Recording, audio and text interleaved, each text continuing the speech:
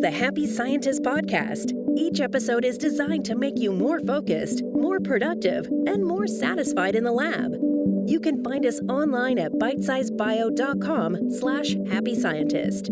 Your hosts are Kenneth Vogt, founder of the executive coaching firm Vera Claritas, and Dr. Nick Oswald, PhD, bioscientist, and founder of BiteSizeBio.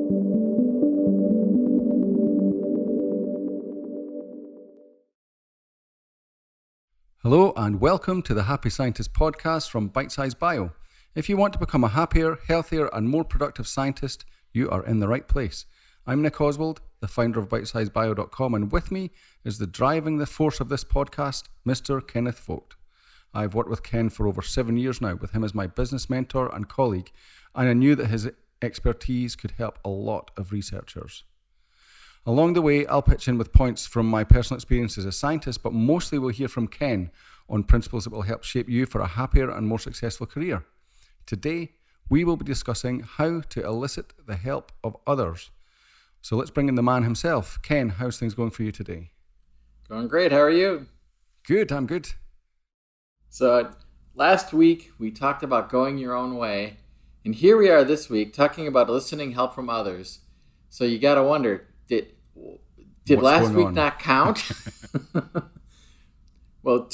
So allow me to say then that going your own way was not about going alone. It was about being a leader and about being free to choose your own path. But once you've chosen that path, once you've decided to lead in a certain direction, you're going to need help if you really want to get things done.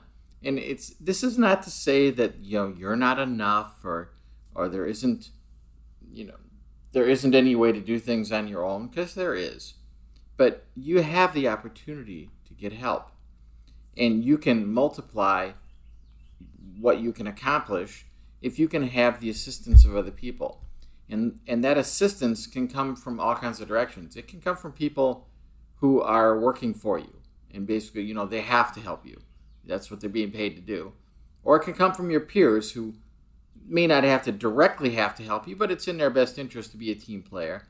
Or it can come from the people that you work for, because you need the support of those who have access to the resources or have their hands on the purse strings.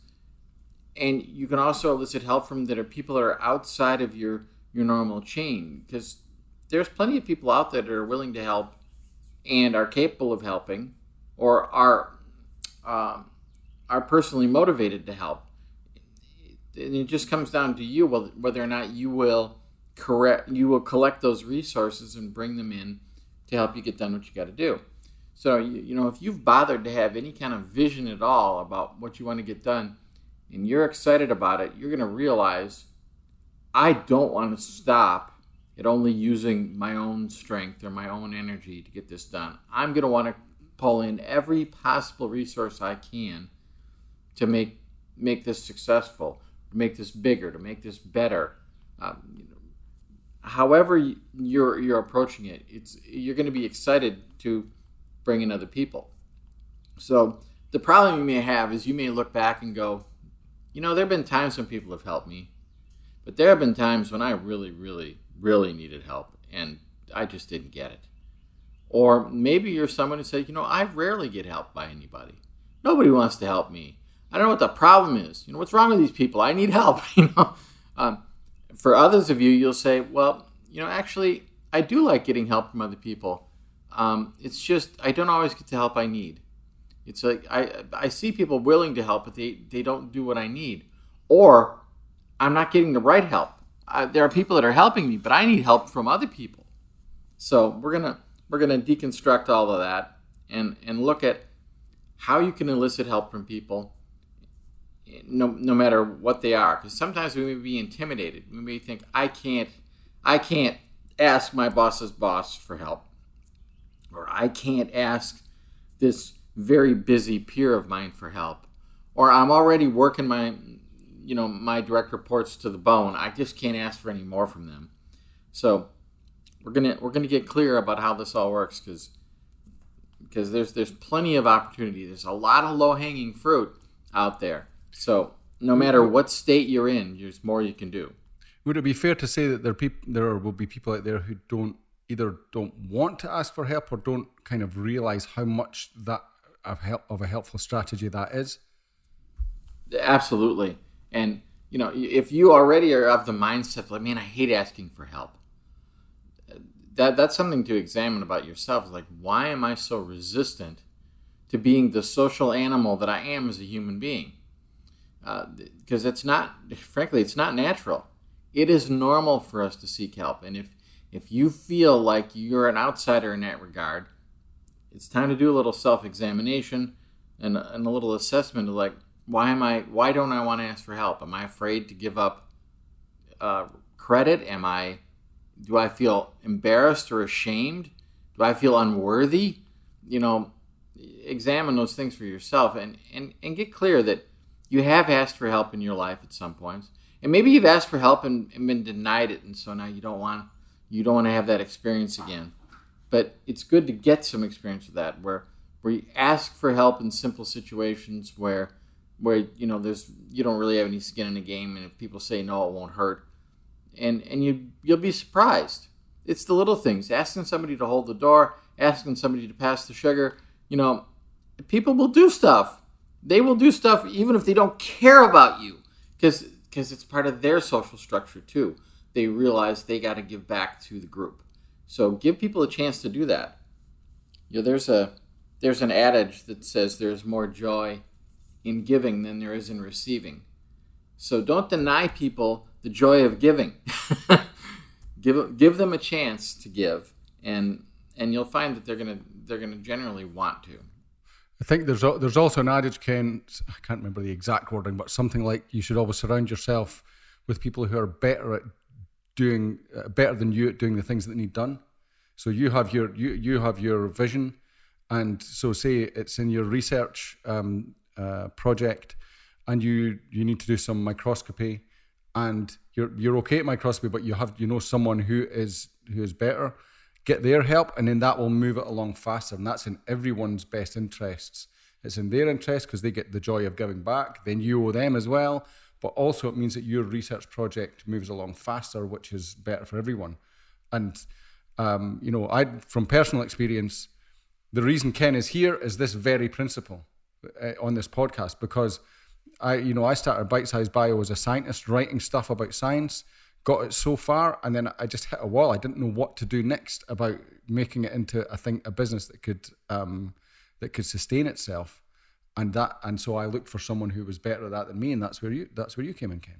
Sure, and harkening back to when this began here with Nick was pretty sensitive about asking for this help. He wasn't real comfortable with it, and so I had to make sure that I made it comfortable for him to be able to ask. Now you're on, we're discussing this from the other side right now. People may not always make it easy for you, but it's something to keep in mind that it's so important to do. And by the way, when people ask you for help them. But we're going to get into that a little bit later. So hang in there. Now, let's talk about why people would help you. Can I just say one thing before you jump into that, Ken? And that's about, I said that it's about realizing that you need help. Because for me, I think I want a bit of focus on that, because that was a thing for me. And I said that, I was running BiteSizeBio, and I hit a wall with what I was able to hit a ceiling. And that's when I got you involved. But the reason I got you involved was because I literally hit the wall very hard. And it took that pain to make me realize, in terms of stress and so on, that I was causing myself by trying to do it all myself, and doing something that I wasn't really best suited for myself, or that I wasn't experienced enough with myself. And it took the pain of trying to do that and then hitting the wall mentally to realize that I needed help. And so that's why I think this is a really important topic, because part of it is not just about how to get the help, as the title suggests. It's to realize, to put that in your own working practices, that you look around for solutions other than you, and you build a network of people who can help you to ultimately get where you want to go faster. Sure. Yeah, it comes down to humility, being to ask for help. I mean, we've talked about that in a couple of past episodes. We talked about it in the Siren Song of Control of episode 23. We talked about it in the Power of Gratitude in episode 26.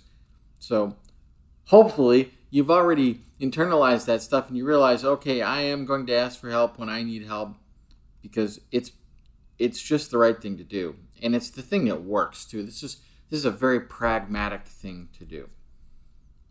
So, speaking of pragmatism, let's talk about pragmatism from those who might help us, and how it is we could interest them in helping us, and it's quite simple to think about it. It's like, what's in it for them?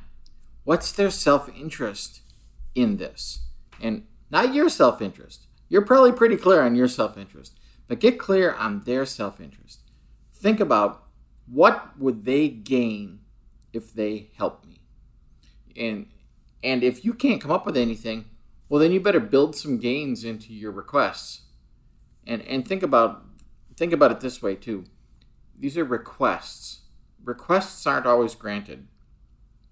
So you got to make your request for assistance enticing enough. And you think, well, for the people that work for me, they have to do what I tell them to do. Yeah, that's true. But they only have to do it to the level that the box gets checked that they did what they were told. They don't have to do a great job. They don't have to do what you really need. They just have to be able to say they did something. So you got to make it in their self-interest to do the thing you really want done. And there's always something for somebody to gain in helping someone else. And it could be, it could be direct things like say somebody's working for you. Well, they're going to get paid, so that they're going to keep their job. This is great. Your peers, it's not the same. They don't have that. Your boss doesn't have that, but they have different things. So with your peers, it's an opportunity for them to get credit for something. So you can share the limelight with them, or even you can even get it entirely to them. Let them be the winner of credit in a certain case, because it gets you something that you want. Obviously make sure that the trade-offs are worth it for you, but you're going to find plenty of times that getting credit all the time yourself isn't actually all that valuable. Giving away credit sometimes is a really powerful thing, and it's a very motivating thing to other people. And if they can get some credit, they may be willing to give you far more help than you might even ask for. Another thing you can offer people is protection. So, you can imagine there are situations that are political. There are situations that are, internal office politics. There are situations where somebody needs to be able to demonstrate that they're being a valuable member of the team, and you're giving them an opportunity to be able to have that and to get some protection for themselves. That keeps them on a project, that keeps them in their job, that keeps the grant open, whatever it is that's going on. So if you can find a way to help people get protection from helping then you're more likely to get that help. And then finally, in any case, no matter what they do, is, hey, I owe you one. They are pocketing some future benefit that perhaps they can get help from you in the future on something. And the help might be something that takes your time, but sometimes it's just a matter of you'll share your influence, or you will lend your credibility to something in the future. So, you might be able to get something that gets where you get a lot of time from somebody, and all you're going to have to do is share some of your reputation in the future. And you can weigh that. Obviously, with some people, I don't want to be a reference for certain people, but there are other people that I know I'm going to always be comfortable being a reference from them. So I know that allowing them to bank that future benefit is a good deal for me. So if you really consider the self-interest of the individual that you're asking for help from, you may find that you have a lot more power to get them to help you.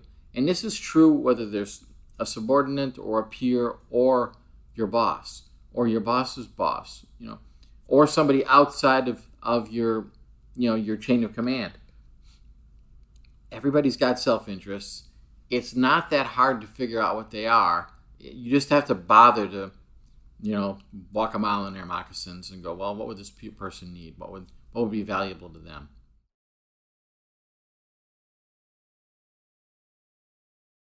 I paused for a moment to see if Nick wanted to add anything else. I was going to start saying something. That's probably why you heard it. But then I thought that maybe you're about to go on to it. But I guess that you're talking about here, when you're looking at their self-interest, you're looking at where you're starting from zero currency, if you like. You haven't prepared. Well, I can see you're going to talk about that from the notes. You haven't prepared the ground in advance. All right. Okay, I'll let you carry on. I was just going to say what you were going to say, I think. All right. So I want to introduce a concept here about what we're doing here of transactions. Sometimes I want to differentiate transactions from giving. You might think I'm asking people to give to me, and boy, giving is expensive. It is expensive, but transactions are not expensive. Transactions are of equal value, or in most cases, a good quality transaction. Both sides feel like they're getting more than they're giving. And so the difference between transactions and giving is that it's just a one-sided thing, a non-dual thing. It doesn't have another side. I just give because I want to give. And if you're asking somebody to just give to you with no particular trade-off, no return, it can be harder to sell that, to get somebody interested in that. But transactions, we do transactions all day, every day. From as simple as it was worth that $5 to get that latte and have somebody else make it for me. And, of course, other people look at that transaction and go, $5 for a cup of coffee, that's nuts. I'd never do that. Well, okay, fine. Transactions have to make sense for the people involved in the transaction. But they don't have to make sense to anybody else. So, depending on who you're dealing with, some people are going to need X to help, to be willing to help you, and other people are going to need Y. And there may not even be any crossover with certain individuals. Other people, it's like, I've got this universals thing, everybody's going to want this. And then here's this special thing that's going to be appealing to some people. So, take a look at what you have available to trade. And, because that's all this is. It's just a transaction. I need some help. I'm willing to give X for that help. And make sure you're willing. It's got to be worthwhile to you, too. So, giving thought to a transaction means giving thought to what they find valuable and giving thought to what you find to be valuable. And you do that. There are situations, I don't know if we've talked about this before or not. We may have about giving, where we just give in a totally non-dualistic fashion without any consideration to another side of this, purely for the joy of giving. But this is not one of those situations. We're not asking people for that. It's kind of an altruistic thing to ask. And, granted, there are people in our circles sometimes that altruism is part of their nature, and they are getting something out of that. They get virtue out of that. They get to feel like they're a good person, and that's something that they care about. Well, fine. All right, fine. What we want to do here, though, is not manipulate people and not take advantage of people. And the reason we don't want to do that isn't because you can't get a result that way, because you definitely can get a result that way. The problem is the cost is too high. At some point, you start to get a reputation for being someone who takes advantage of other people. That is extremely expensive. So even if your leaning is to go that way, I want you to take a look at your own self-interest and realize that reputation you don't want. It's too costly. So even though you want what you want, you gotta rein in your inner demons a little there and realize, okay, in my own best interest, I can't be avaricious about this. I can't be greedy. I've gotta recognize that other people see my motivations too. We'd like to think our motivations are all completely hidden, but the fact is most of us are wearing them on our sleeves, and everybody knows what we're up to and why we're up to it. So just presume people know what's in the depths of your heart, and they know your darkest inclinations, and operate accordingly. It's interesting because what you're talking about here, in a wider more zoomed out sense, is creating a flow of good feeling, if you like, so that, when someone gives to you, it feels good for them because they, whether it's just because they know how to give without condition and it feels good to them, or because they're getting something back in return, or, whatever way it needs to be done, is creating a good feeling rather than just forcing what you want to get, forcing what the outcome you want by, as you say, manipulation or whatever, because then that stops the flow of that.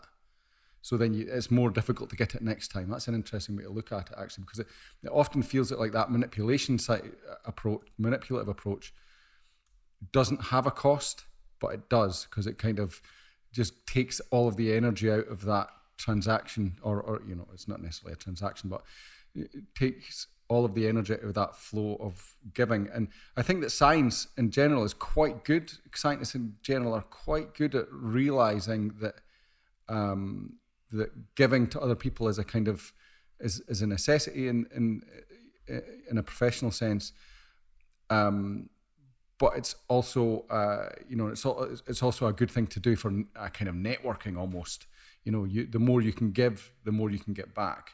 I think people are generally quite good at realizing that, maybe more than they would be in, like, say, more than people would be in kind of day-to-day life. But I think it's quite good to point out these principles of why it's like that and why it's important to maintain that good feeling and good intention, so that then you get better and better at it. Because we all know people who are, really great networkers, or have a great network of people that they can draw upon, and who, they're giving and receiving all the time, and those are powerful people. Exactly. And we all have, and putting ourselves on the other side of this, we all have people that, if Sandy asks me for help, I will drop everything to help. But if Chris asks for help, I'm going to have to do the math first. And it may be the same request, but for one person, we're more willing. Well, we want to be that person. We want to be that person that people are going to be most willing to do whatever it is we ask in any given situation. And we'll talk about that in just a second, how to be that person. But in fact, we'll talk about it now. We're going to start off with, how do you be that charming person? Well, you do it with charisma. And we all have charisma. Now, if charisma is a new topic to you as a listener to this podcast, that means you have not listened to some of our foundational podcasts that Nick talks about every week. So episodes 7, 8, and 9 are talking about charisma factors. And I promise you have some. And you want to know which ones they are. So you should go back and listen to those episodes and learn about that. Now, the only point of having charisma would be if you have some kind of vision. If you don't have any kind of vision for what you'd like to get done, like we talked about in the last broadcast, then why bother applying charisma? But if you have a vision and you have charisma, you can get people to help you to realize your vision, and you can get them on board with that vision. And it's the kind of thing too where maybe what you're asking people is hard or it's costly to them. But if it's an exciting thing, if it's something they're going to find valuable, well, now you're far more likely to get them on board to help you with it. I can give you an example of that, actually. Again, BiteSizeBio. And I didn't realize this is what was happening at the time, but having worked with you and looked through all these charisma factors and all that stuff, one of my main charisma factors is when I'm passionate about something. And so I was very passionate about the concept of BiteSizeBio from the beginning, about the idea of creating a place where scientists could share advice and resources that would help each other. And you know me. I'm Scottish. We're not charming in our own, in a kind of, or persuasive. We don't tend to be that sort of persuasive in the kind of traditional sense. But it worked for me because I was really passionate about this, and that happens to chime with my charisma factor. And so I was able to get lots of people to help me just for no reason other than that they got as excited about BiteSizeBio as I did when we were starting it off. And yeah, and that was, I didn't have any other country. I couldn't pay people to do it in the beginning. I couldn't, I didn't have the classic charms or anything like that, but people got excited about it. So that's what brought in a lot of the energy that got BiteSizeBio off the ground. Right, and different people have different kinds of charisma. I'm obviously an American, and one of my charisma factors is I'm commanding. And that probably is pretty obvious from just listening to this podcast. That's just the nature that I have. Well, my being commanding is one of the reasons why we have this podcast. I needed help. You wouldn't be shocked how many people are behind the scenes on this thing. I needed it to get done, and I started telling people I needed it to get done, and they came along. Nick came along, because that's the other thing. I needed access to an audience. Well, Nick has this beautiful audience of scientists, and he recognized there was a great need here. I recognized from my standpoint, so it all came together. And between us, we have a vision too, because I had a vision about it, but then Nick has a different vision about it, or a complementary vision about it that really enhanced it. So, it was good for both of us. So, let's dig into this thing that Nick was alluding to earlier, that if you want people to help you, you should have started yesterday. And if you didn't start yesterday, don't worry about it. You can start today. But the idea is prepare the ground in advance. Make people want to help you. Well, how do you do that? Well, it'd be great if you could travel back in time and have done things for other people and got them excited about your vision before. Well, maybe you can't do that. But you know what? Maybe you can. Maybe you can look back and realize, actually I have prepared the ground.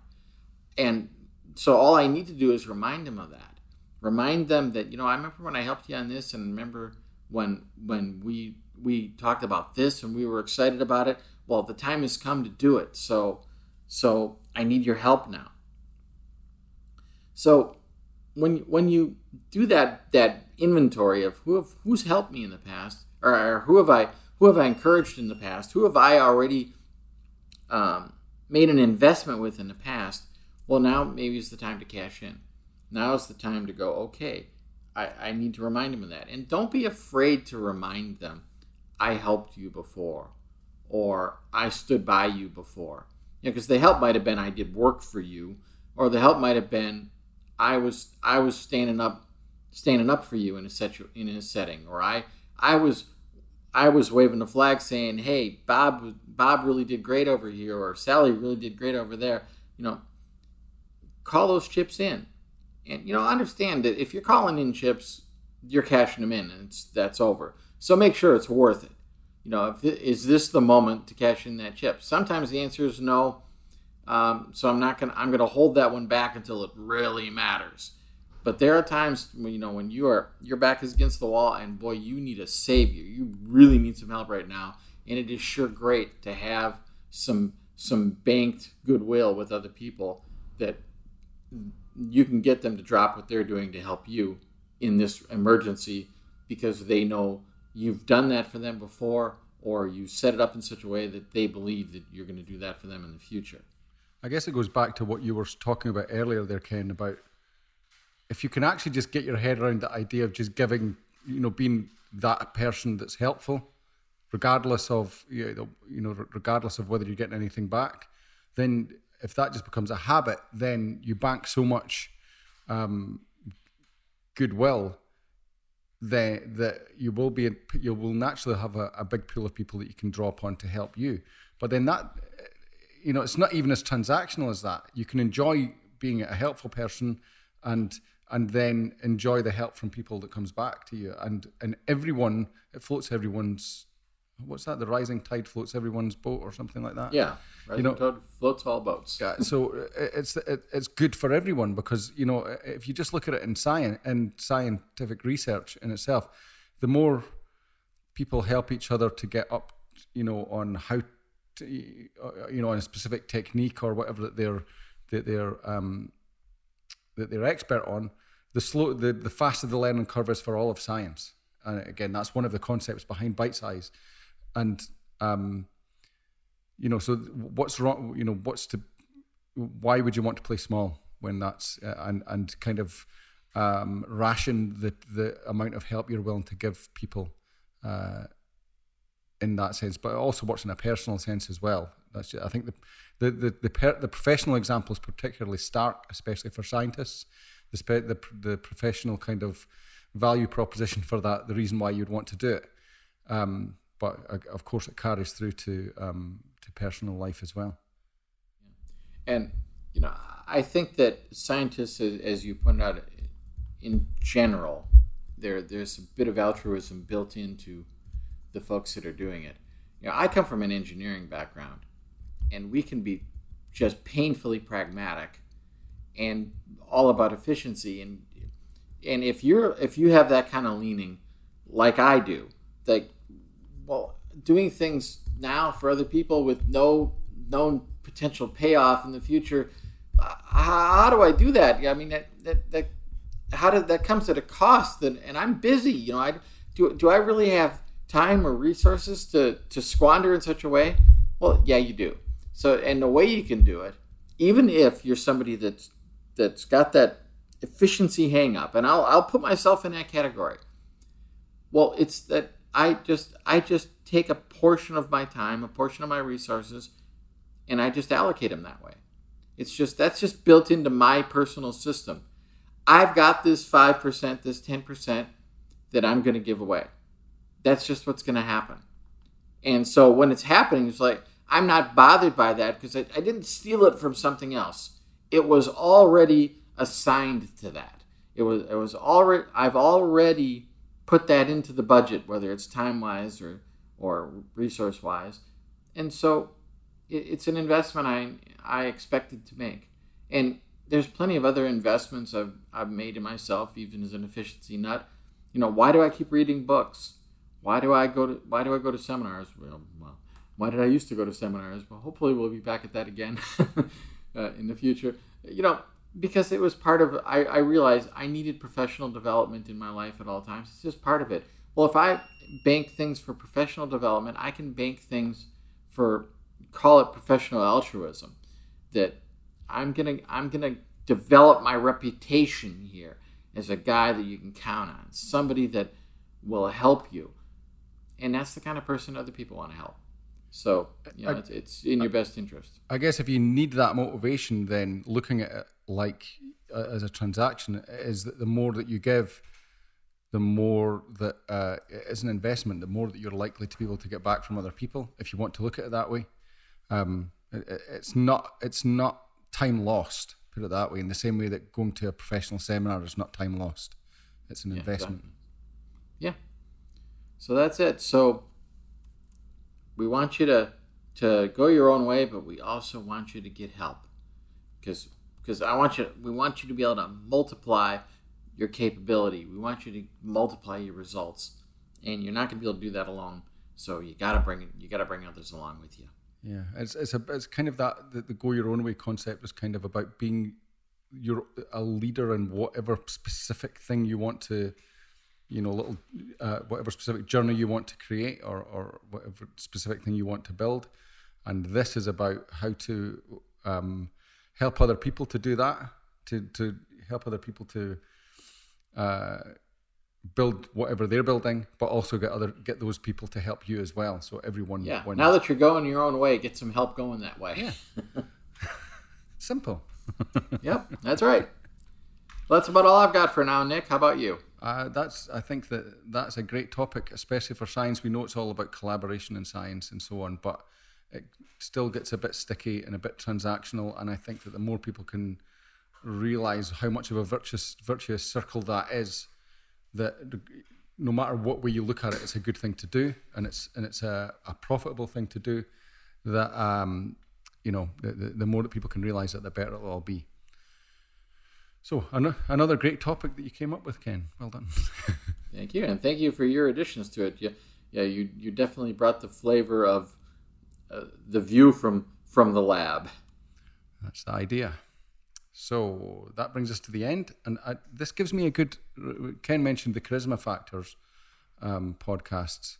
It's really... If you haven't looked back at these early episodes that we did that cover the core concepts, episodes 1 to 9, it's worth going back and seeing. I mean, what was Charisma Factors when they were 7, 8, and 9, I think? 7, 8, and 9, yeah. Though that's a great concept. It just helps you to understand what buttons you can push to get results like we talked about today.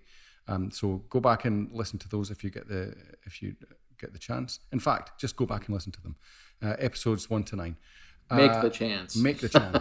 And then if you want to hook up with us on Facebook, we are at facebook.com/The Happy Scientist Club. So please join us there and say hello. And so that's all for today. Thank you again, Ken, for another great talk. Thank you. And we'll see you all next time.